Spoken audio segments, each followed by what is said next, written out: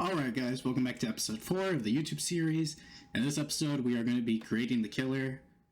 So, the very first thing we're going to want to do when creating the killer is we're going to need an animation dummy so that we can make a couple of animations for them.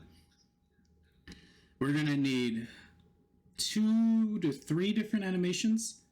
We're going to need an attack animation and an idle animation for sure.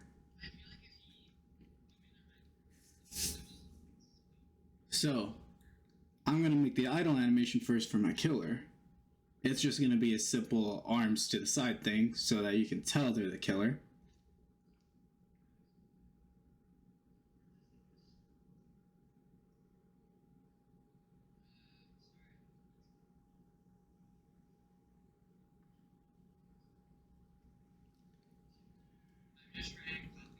So, for the idle animation, one of the most important things, 2 important things actually, you're going to need to make sure it's a looping animation, and you're also going to need to make sure its animation priority is movement, so it's 1 lower than action. So toggle that little rotating arrow so it's a looping one, and then once you've set the priority, just publish it to Roblox, and put the description as whatever you want it to be. I'm just going to put idle animation. Make sure you save the animation ID. You are going to need it. So I'm just going to click it and copy and paste it into my workspace inside an animation.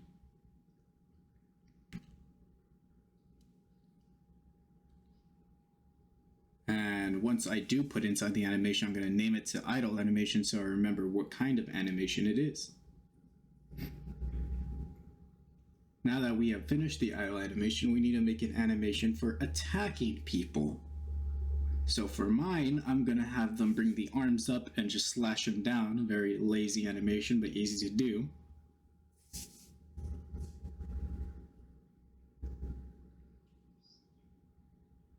And while making these animations, one thing that is very important that you do not animate, do not touch anything below the lower torso. So leave the legs and feet completely alone, because if you mess with them, then while he's attacking and he's moving, his legs aren't going to be moving, and that's just going to look weird. But everything above that lower torso, free game. And make sure you animate the hands even a little, even though you don't need them to actually move, because if he is moving and he does the attack animation, he's going to kind of have like a jazz hands thing going on if the hands aren't animated to be at like 0. So that's why I move them slightly.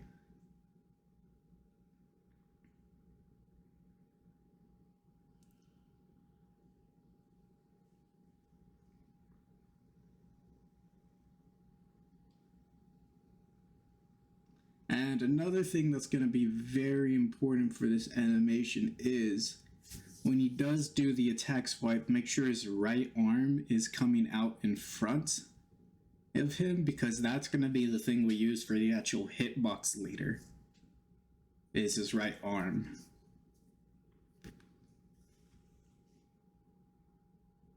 So you really want that right arm to be swiping around.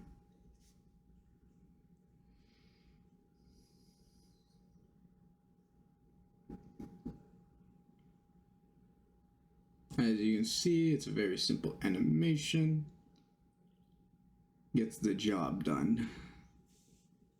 Although I think I am going to change a couple things about it. I kind of want it to start out in that position and come up instead.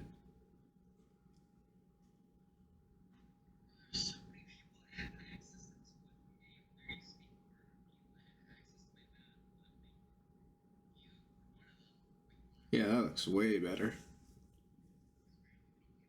Okay, make sure you turn off looping so it doesn't loop, and make the animation priority action, and then publish it as killer attack animation. Name doesn't actually matter, but that's easy to remember. Same thing as last time, make sure you get the ID and put inside an animation so we can use it for our scripts later. And just like that, we have all of our animations. Now we are going to be setting up his actual attack in the easiest way possible, which is making it a tool called attack. So every tool needs a part called handle, so that's what we're going to make. The part called handle is going to be the part that attaches to the right hand. What we're going to do is we're going to make it basically like in a little invisible hitbox, so anything that touches the handle is going to be what's considered the attack. So we're going to need to turn off collision, and we're going to need to turn off anchored. And we're also going to want to change its size to be like 1 by 1 by 2. And in the tool itself, the grip for its origin on the Z, you're going to want to make it half the size of the part's Z so that it matches perfectly with the right arm. So if I go into the game and test it after having done all that, you're going to see it fits along my right arm very nicely. All we got to do is make it invisible, and it's pretty much a hitbox connected to my right arm. Anyways, now that we have our hitbox, we're going to set up the script as a normal script called a text script. We're going to be getting the tool because we're going to need access to all of its events. The equipped event, we're going to grab the character from it, since whenever the tool gets equipped, it's inside your character, so that's going to be easy. We're just going to do tool.parent as character. And we're also going to need to load the animations that we made.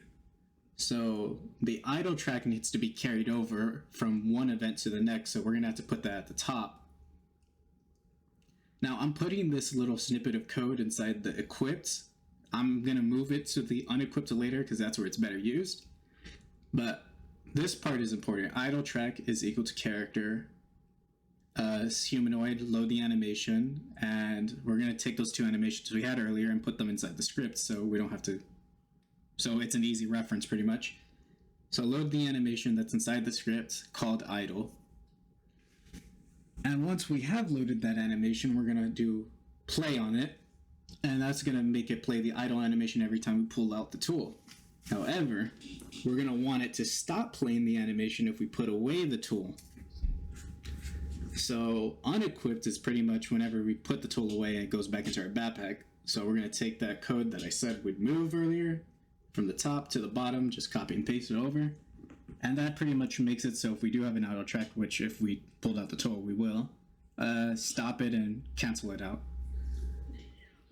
Now we're going to add a couple of debounces. Debounces basically make it so we can't run a piece of code that runs really fast over and over without running the entire thing first. So we're going to need that for our touched event and our hit event, because you know you're going to have people with like auto clicker just spamming over and over trying to run it, getting more hits than they deserve.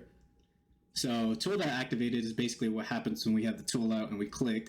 So our activated debounce is going to make it so it pretty much counters auto clickers. You can't just click over and over. So we're going to do debounces.activated, return, and then we're going to make debounce.activated true. So that pretty much makes it so it immediately sets to true, and if it is true, then don't run the code. And at the end, we're going to make it false, so once it runs through all the way, we can run the code again. And that's how you counter auto clickers. Next, we're going to need to get our actual attack animation the same way we did with the idle animation up there by loading it.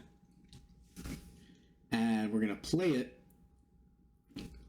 And once we do play it, we're going to want to set our hit debounce to true, meaning that, hey, now we can get a hit. We're available for it. So that's going to let the game know we can hit people in the touched event. And then at the very end of the animation, we're going to want to turn it false. If we haven't hit anyone, then we're not going to want to get hits later on when we're not doing the animation anymore. So that's what that does. Attack track.stopped wait basically makes it wait for the animation to stop first before we turn off the hit automatically. Now we're going to do the touched. Touch doesn't run on tools, it runs on parts instead. So we're going to go to the handle instead, which is our hitbox, and make it so whenever something touches, we're going to get the part that we touched, which if you're hitting a person, it should be pretty much any body part inside them. So that's what we're going to be checking for. But before we check for that, we're going to want to do another debounce for the touch, since touch can touch two parts at once, and you don't want to hit the same person twice, and you don't want to hit two people with one swing. And also, it just stops you from crashing because sometimes if you hit a lot of parts, it'll cause the client to lag spike a lot. So that just makes it run the entire code before running again. After we have touched them, and assuming we're hitting a person, we're going to want to find the humanoid since every character has one. So we're going to go to the parent, which should be a character, and find first child of class humanoid. If we do have a humanoid, and the humanoid isn't ourself, because we don't want to be able to attack ourselves, what we're going to want to do is we're going to want to turn dbounces.hit to false so we can't hit people anymore. At the top, you saw that we used that as well as touch, meaning that if we haven't had our hit on, don't run the touch code at all because we're not in a position where we can hit someone. So now that we turned that false, we've hit our one person, make them take damage with humanoid take damage.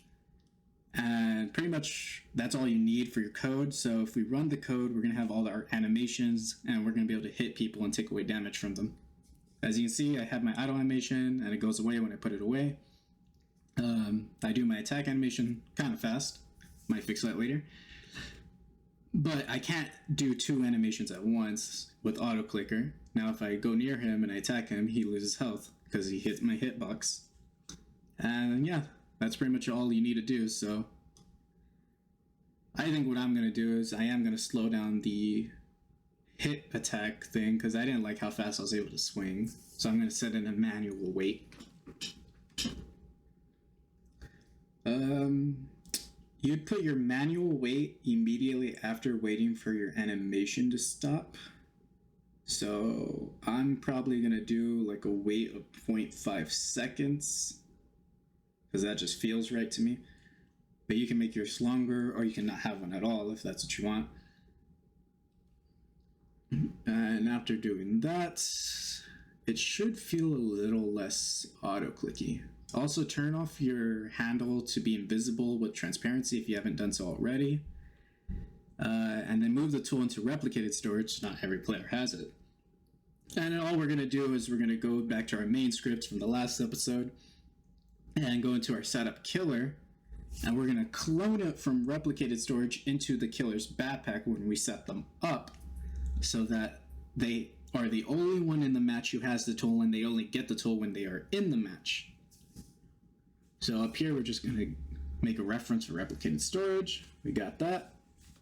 And then attack clone of the tool, so replicated storage. We get the attack thing, and we're going to do the clone command on it, so we're not using the real one, otherwise we'd only get to use it once. Once we have the attack clone, we're going to parent it to our backpack of the player. And that'll put it in their inventory.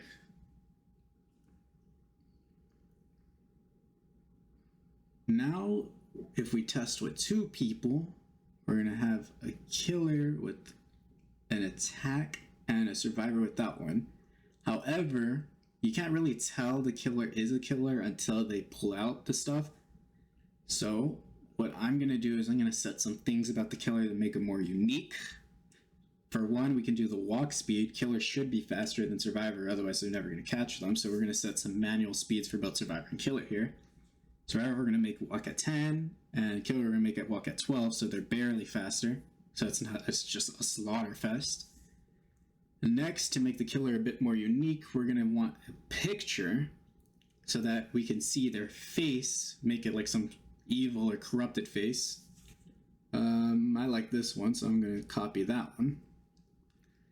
And if we go into our code and setup killer, we're going to change his face to be that texture. So if we go into our dummy, we go to head, we go to face, and we see texture. If we copy and paste it in there, we have a new URL, and that's what their face is going to look like if they're killer. So we're going to do character, head, face, and its texture, and then we're going to make it equal to that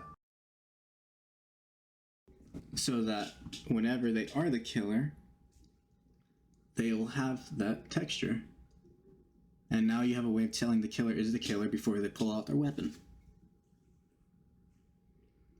So now that we're testing, you see that no face, no weapon, weapon, face, animation, attacks, and they die. Very nice. And that is how you make a killer.